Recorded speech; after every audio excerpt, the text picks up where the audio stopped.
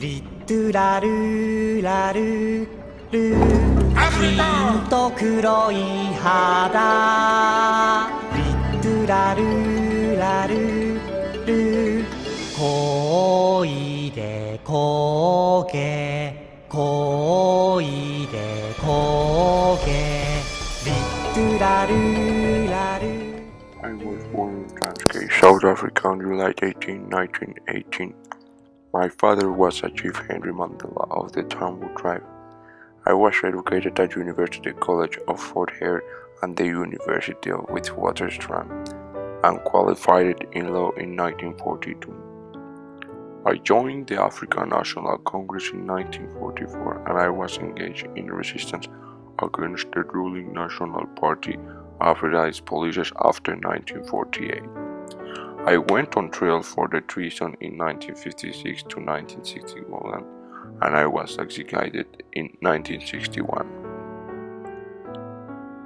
After the banning on the ANC in 1960, I argued for the setting up of a military wing within the ANC. In June 1961, the ANC executive considered my proposal on the use of violent tactics and agreed that those members who wished to involve themselves in my campaign would not be stopped from doing so by the ANC. This led to the formation of Okonto Wishiswe. I was arrested in 1962 and sentenced to 5 years imprisonment with hard labor. In 1963, when many fellow leaders of the ANC and the Okontokun Wishiswe were arrested, I was brought to stand trial with them for plotting to overthrow the government by violence. My statement from the dock received considerable international publicity. On June 12, 1964, 8 of the accused, including me, were sentenced to life imprisonment. From 1964 to 1982, I was incarcerated at Robert Island prison of Cape Town. Thereafter, I was swiftly accepted as the most significant black male in South Africa and became a potent symbol of resistance as the anti-apartheid movement gathered strength.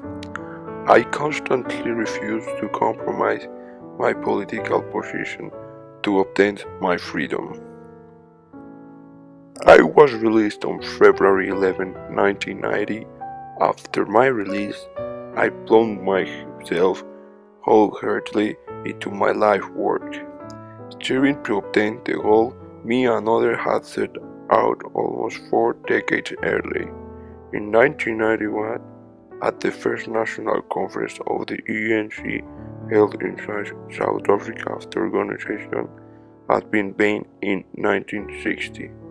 I was elected president of the ANC while my lifelong friend and colleague Oliver Tambo became the organization's national chairperson. When I won the Nobel Prize Peace for my contributions to the civil rights in 1993, I said, "We stand here today as nothing more than a representative of the millions of our people who therefore rise up against a social operation whose very sense is war, violence, racism, oppression, repression, and the imprisonment of an entire people."